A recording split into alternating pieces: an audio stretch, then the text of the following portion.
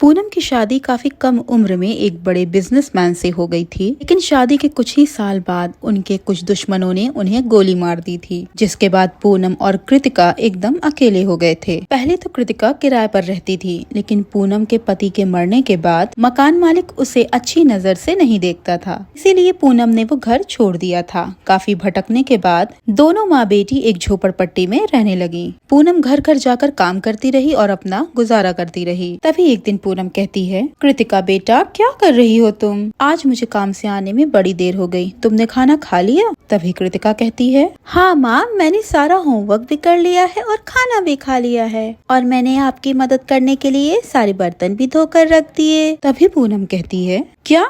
लेकिन क्यों? तुमसे ये सब काम करने के लिए किसने कहा था कृतिका? तुमने इसमें कितना अपना समय बर्बाद किया बेटा? इतनी देर में तुम थोड़ी और पढ़ाई कर सकती थी ना। पूनम के डांटने से कृतिका उदास हो जाती है और कहती है, माँ, मैं तो बस आपकी मदद करना चाहती थी, आप इतना सारा काम करके थक कर घर आती हो। तभी पूनम कहती है, अरे मेरी बच्ची, मुझे माफ करना, मैं तुझ पर गुस्सा नहीं करना चाहती थी, लेकिन तुम्हें ये सब करने की कोई भी जरूरत नहीं है। मैं दिन रात इसीलिए सिर्फ इतनी मेहनत करती हूँ कि तुम सिर्फ पढ़ाई पर ध्यान दे सको। तुम्हें बहुत आगे जाना है और अपने बाबा का नाम रोशन करना है। तभी कृतिका कहती है, हाँ माँ, मैं समझ गई, आगे से मैं ध्यान रखूंगी। तभी पूनम कहती है, अरे कृतिका, तुम्हारे पापा का वो लॉकेट कहाँ गया? तभी कृतिका कहती है, वो तो वहाँ रखा है, मैंने अभी निकाला था माँ। तभी पूनम कहती है, बेटा, इसे कभी मत उतारना, समझ लो ये तुम्हारे साथ है तो तुम्हारे पापा भी तुम्हारे साथ हैं, वो हमेशा तुम्हारी मदद करेंगे। तभी कृतिका कहती है, ठीक है माँ, और फिर दोनों साथ में खाना खाकर सो जाते हैं। अगले दिन कृतिका स्कूल चली जाती है और पूनम अपने काम पर। कृतिका स्कूल पहुंचकर सबसे आगे वाली सीट पर बैठ जाती है, लेकिन तभी पीछे से रिया नाम की एक लड़की आती है और कृतिका का बैग जमीन पर फेंक देती है और कहती है, ओए कृतिका की बच्ची, चल जा, पीछे जाकर बैठ, तू यहाँ नहीं बैठ सकती, ये मेरी सीट है, समझी? तभी कृतिका कहती है, अच्छा, ये किसने तय किया कि ये तुम्हारी सीट है? तभी रिया कहती है, ये तुम कौन होती हो तय करने वाली? चल जा यहाँ से, मैं शहर के सबसे बड़े व्यापारी की बेटी हूँ, इस नाते मैं ही फर्स्ट सीट पर बैठूंगी, और तेरी माँ घर जा जाकर काम करती है, इसीलिए तू लास्ट वाली सीट पर बैठेगी। रिया कृतिका से लड़ ही रही थी कि तभी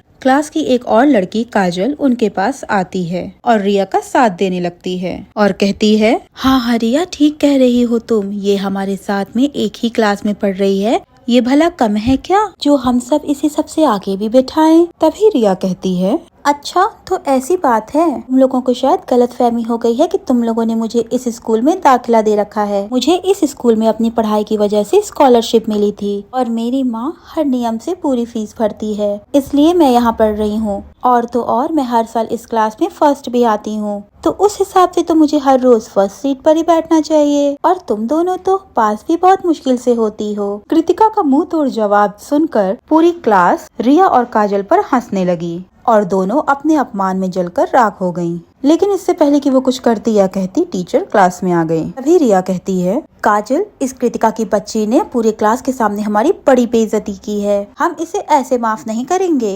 तभी काजल कहती है, हाँ रिया, तुम बताओ, अब इसे कैसे सबक सिखाना है? मैं तैयार हूँ। तभी रिया कहती है, तुम्हें पता है ना, हम सब शाम को जिस पार्क में खेलने जाते हैं, वहाँ पास में ही एक भूतिया पीसीओ है जो कि सालों से बंद पड़ा है। तभी काजल कहती है, हाँ तो रिया कहने लगी, तो बस देखती जाओ, मैं इस कृतिका की बच्ची को ऐसा सबक सिखाऊंगी, ये हमसे जबान लड़ाना तो दूर, दोबारा हमें नजर उठाकर भी नहीं देखेगी। स्कूल खत्म हो जाता है और कृतिका घर जा रही होती है। तभी रिया और काजल भागते हुए उसके पास आती हैं और उससे कहती हैं, हमें माफ कर दो कृतिका, हमसे भूल हो गई, हमें तुम्हारा मजाक ऐसे नहीं उड़ाना चाहिए था। तभी काजल कहती है, हाँ कृतिका, सॉरी। तभी कृतिका कहती है, अरे ठीक है दोस्तों, कोई बात नहीं, ये सब तो होता रहता है, तुम्हें अपनी गलती का एहसास हो गया, बस काफी है, अब सब भूल जाओ। तभी रिया कहती है, नहीं, ऐसे काम नहीं चलेगा, एक काम करो, तुम अब से हमारे साथ खेलने आना, उस बड़े पार्क के पास। तभी कृतिका कहती है, क्या उस बड़े पार्क के पास? लेकिन तुम लोगों ने तो मुझे कभी अपने साथ खेलने नहीं दिया। तभी रिया कहती है, हाँ, लेकिन अब हमें अपनी गलती का एहसास हो गया है ना, इसलिए अब हम तुम्हें अपने साथ जरूर खिलाएंगे। तुम बस शाम को समय से आ जाना। तभी कृतिका कहती है ठीक है, मैं जरूर आऊंगी। इसके बाद सब अपने अपने घर चले जाते हैं। शाम को कृतिका रिया और बाकी बच्चों के साथ खेलने लगती है। काफी देर तक वो सब साथ में खेलते हैं। तभी काजल रिया के पास जाकर कहती है ये सब और कितनी देर चलेगा रिया? क्या तुमने यहाँ इसे अपने साथ खेलने के लिए बुलाया है? मुझे तो इसे देखकर बहुत गुस्सा आता है। तभी रिया कहती है थोड़ा इंतजार करो काजल, खेल बस शुरू होने वाला है। तभी रिया कृतिका के पास जाती है और उससे कहती है कृतिका ये खेल तो बहुत हुआ, चलो अब कुछ और खेलते हैं जो कि इससे भी ज्यादा मजेदार है। तभी कृतिका कहती है अच्छा कौन सा खेल? तो रिया कहती है आओ चलो मेरे साथ चलो। फिर रिया कृतिका और काजल तीनों भूतिया पीसियों की तरफ जाने लगती हैं और वहां पहुंचकर कहती हैं अब हम आँख में चोली खेलेंगे। मैं तुम्हारी आंखों पर पट्टी बांध दूंगी और तुम्हें मुझे और काजल को ढूंढना होगा। तभी कृतिका कहती है अरे वाह, इसमें तो बड़ा मजा आएगा।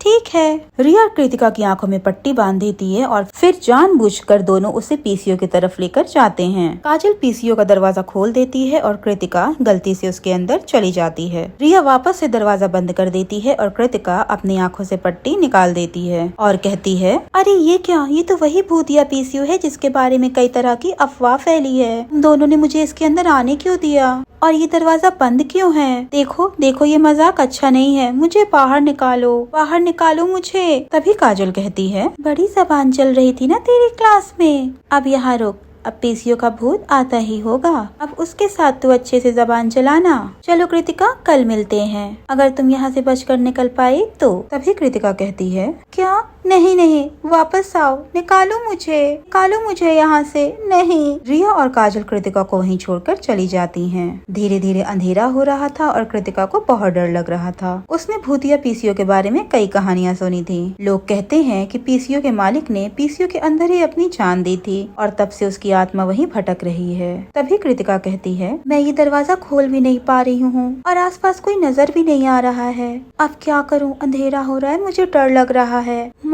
माँ को भी मेरी कितनी फिक्र होगी, क्या करूँ मैं अब? कृतिका काफी देर तक उसी पीसीओ में कैद रही और वहाँ से कोई भी नहीं गुजरा जो कि उसकी मदद कर सके। रात काफी हो चुकी थी और कृतिका डर के मारे कांप रही थी। तभी पीसीओ के अंदर जो फोन था उसकी घंटी बजी। तभी कृतिका कहती है ये क्या, ये कैसे हो सकता है? ये पीसीओ तो कब से बंद पड़ा है, यहाँ भला फोन कौन कर रहा है? कृतिका ने डरते हुए फोन उठाया और कांपती हुई आवाज में बोली हेलो कौन? तभी फोन से आवाज आती है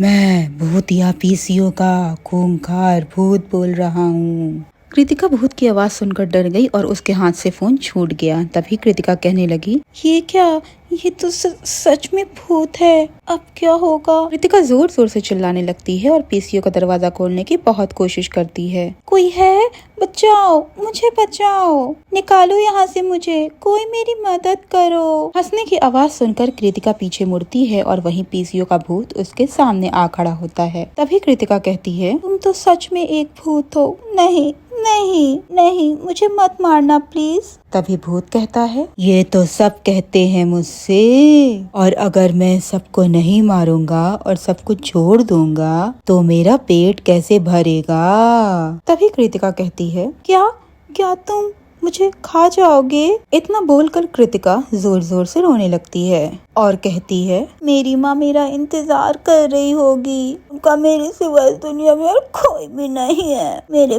पापा भी नहीं है। तभी भूत की नजर कृतिका के गले में पड़े लॉकेट पर पड़ती है। तभी भूत कहता है ये लॉकेट, ये तो मेरे दोस्त हर्ष का है, ये तुम्हारे पास कैसे? तभी कृतिका रोते हुए कहती है क्या हर्ष, वही तो मेरे पापा थे। ये सुनकर और सारी बात जानकर भूत बहुत दुखी हो जाता है और वो पीसीओ के अंदर ही बने एक छोटे से डब्बे को जादू से खोलता है और उनमें से कुछ पेपर्स निकालकर कृतिका को दे देता है और कहता है ये मेरी सारी जमा की हुई प्रॉपर्टी है, मेरे परिवार का तो कोई बचा नहीं जिसे मैं ये दूं, इसीलिए मैं ये तुम्हें और तुम्हारी माँ को दे रहा हूँ, उन्हें सब बता देना। और हाँ, जिन लड़कियों ने तुम्हें यहाँ बंद किया उन्हें मैं किसी दिन अच्छा सबक सिखाऊंगा। तभी कृतिका कहती है क्या सच में? मैं यहाँ से जा सकती हूँ? आपका बहुत बहुत शुक्रिया।